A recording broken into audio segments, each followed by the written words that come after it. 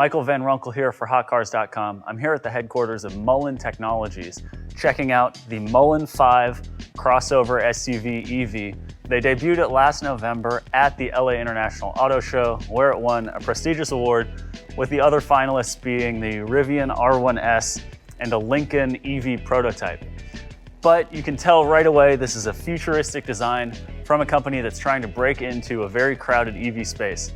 The differentiators that they're trying to tell us about are 350 miles of range. They're going to have an RS variant that can do 0 to 60 in 1.9 seconds and over 200 miles an hour. And probably most importantly, what they're claiming to eventually put into the Mullen FIVE is a lithium-sulfur battery pack that exponentially reduces the carbon footprint of the Mullen FIVE during production and while living with it, because it's lighter weight and more efficient. Eventually, these things will hit the market and you'll start seeing them on the streets, but I'm here with just 2 show cars that they're using to showcase some of the design and technology. So let me pick up the camera and give you a walk around. But first, please like this video and subscribe to our channel. It really helps us out. Thanks. So you can see right away that they've gone for the very popular crossover EV exterior styling. You've got the sloped roofline, a nice wide front end without the massive grille that we've come to know and love on internal combustion cars, because you don't need as much cooling on an EV. It's a wide profile with narrow headlights, some light inlets here, and a dark band around the bottom. And then coming around to the side, you'll see these are the only 23-inch wheels you can get on a production vehicle other than a Lamborghini Urus. And these Pirellis, they had to make a deal because these tires are supposed to only be sold for the Lamborghini. The design from the side does sort of get a little bit of that Lamborghini Cayenne, maybe a little bit of Jaguar I-Pace, but it's all in a very clean package. You can see the stance is pretty impressive. It's a little bit more aggressive than some of the other crossover EVs we might be used to seeing these days.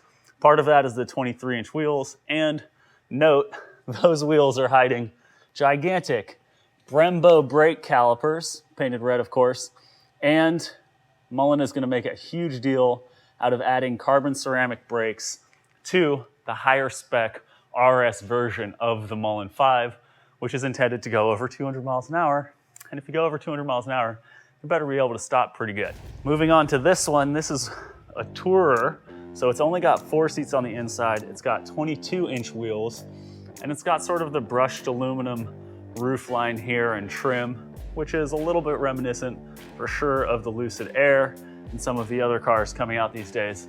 Designers seem to like that to sort of help keep the roofline low, when in fact, there's a little bit of a spoiler bulging out here. But Mullen is saying this car has an extremely good coefficient of drag, which is super important for electric vehicles like the Mercedes EQS, which is setting records because it doesn't have as big of an aerodynamic profile, and therefore it can slip through the air and not use as much charge. Now, this is a show car, so not everything functions as it will on the production vehicle, but you push the door handles, they pop out a little, and then you open the door. Being a little gentle, it's a show car. One fun detail is this little screen here on the B-pillar. That is a little screen with a little camera that will be able to tell your identity if you're an owner. It'll unlock the doors and prepare the interior with the temperature and settings that you like.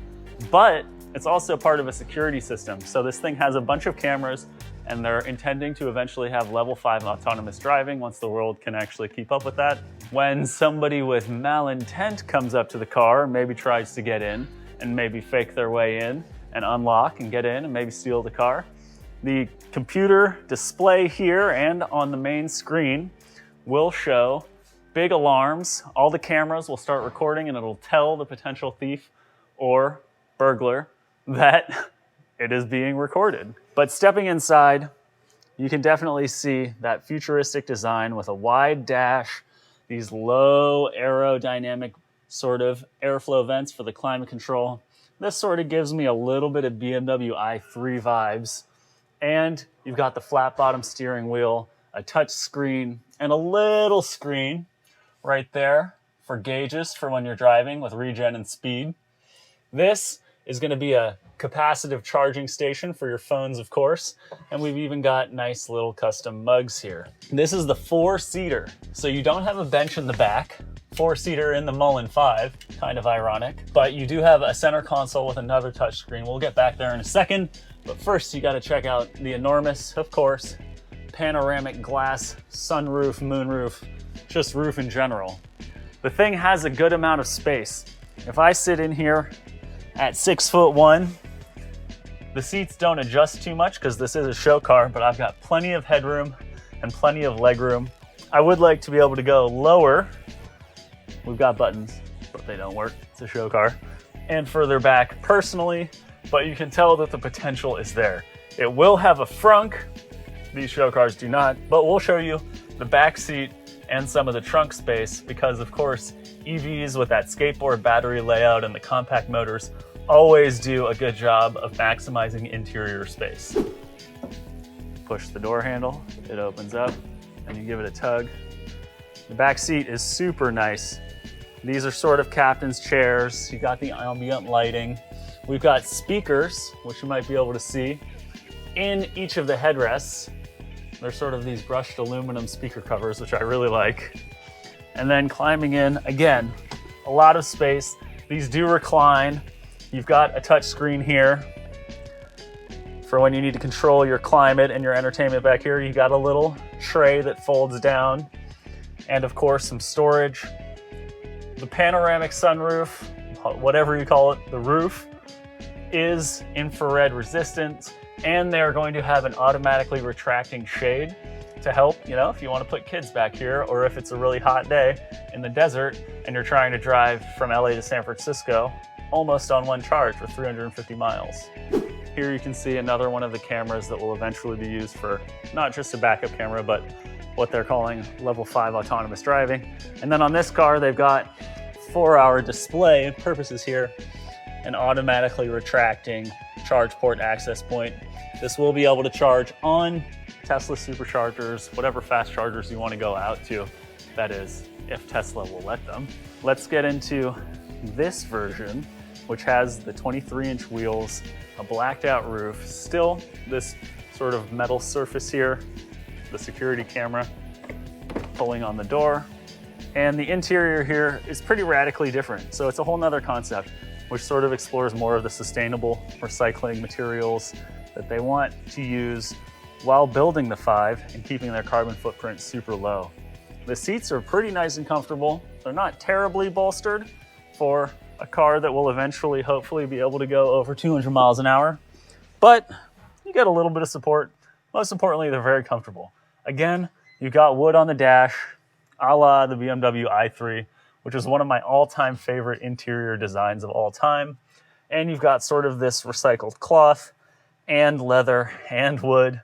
The steering wheel is pretty nice. The flat bottom here, I don't know if you can see because I'm holding a camera, allows you to get your finger in there. Very important for a flat bottom steering wheel, because with a D shape, if designers don't allow you to do that, you don't really have a good spot to just drive with one hand. And we know that the DMV doesn't recommend doing the 10 and 2 anymore. It's more of a 9 and 3. You got futuristic controls here for sure. These stalks, you've got buttons built into the steering wheel here. I don't know how to use them, and I don't know if they work. This is a show car. The touchscreen is pretty substantial, but they can't really show me any of the tech that goes into that right now. And this sort of just retracts to reveal the capacitive charging touchscreen, which I also haven't used. But the overall design is more of the point here. And if the performance and battery tech can live up to the interior and exterior design of this car, I think Mullen is going to have a hit on their hands. Pricing for this car is supposed to start at $55,000, go to $75,000 if you're getting a sort of performance-ish trim with more options, and then the top of the range is going to be the RS version, over $150,000. Now, the big differentiator between the different models is going to be 4 or 5 seats. Here you can see the bench seat version. It's pretty nice. A lot of room, a lot of space. The headrests are nice. You got the glass roof and everything. Enough legroom for sure. And then let me just show you back here in the trunk. At the moment, the trunk is not controlled by a key, and I don't have a key, so I got a little help opening it up. You can see there's just a ton of space back here, and it will recline 60-40 split, so you can fit gear and have a lot of space in the back. And I do dig this sort of sailboat-ish floor for the trunk. It's overall pretty nice, I'd say, and naturally a push button close. Other than the choice of fit and finish materials and 5 seats versus 4, deciding which interior trim options and wheels and brakes you want, the big question is going to be how much performance you want. They'll sell a rear wheel drive version with 2 motors for the rear, an all-wheel drive version with 2 motors still at the rear and a third up front, and then the last option eventually will be the RS, which will have 4 motors. They aren't quite sharing whether it will be a 2-speed transmission for the RS to get up to 200 miles an hour, or will it still be a single speed like the base models, which they're thinking will be electronically limited to 150 miles an hour. That's a serious question, but a 0 to 80% charge time of 21 minutes in a car that the base model will do 0 to 60 in 3.5 seconds is still pretty good. When you get up to 1.9 seconds 0 to 60 and over 200 miles an hour from an EV, then we're talking legit hypercar status. Of course, it'll have adaptive suspension to lower the aero profile for reaching that kind of top speed. And we'll see if they're able to do it. This definitely has a little bit of the startup vibes, but that's what the EV industry needs as we try to develop further into this arena. And the idea of introducing new battery technology is really important because we're all used to the narrative of cobalt mining is really bad for the environment and we're running out of lithium. So this lithium-sulfur pack, which doesn't use any rare earth minerals, is recyclable and has a much longer life cycle than a lithium-ion battery. Sounds pretty good. And if it's delivered in a package that looks as good as the Mullen EV, which I will definitely say looks better in person than it does in photos, and I'm sure on a GoPro, I think we're gonna have a hit here on our hands. Hopefully they can get it going. They're promising a driving version by summer of next year, and I can't wait to get this thing out on the track and test it out. If you wanna learn more, go check out some of my articles that I'm gonna write about these cars on hotcars.com, and stay tuned because I'm sure I'll be filming more with these in the future. Hope you learned a little bit about the Mullen FIVE crossover EVs here. If you did, please like this video and as always, subscribe to our channel. It really helps us out. Thanks.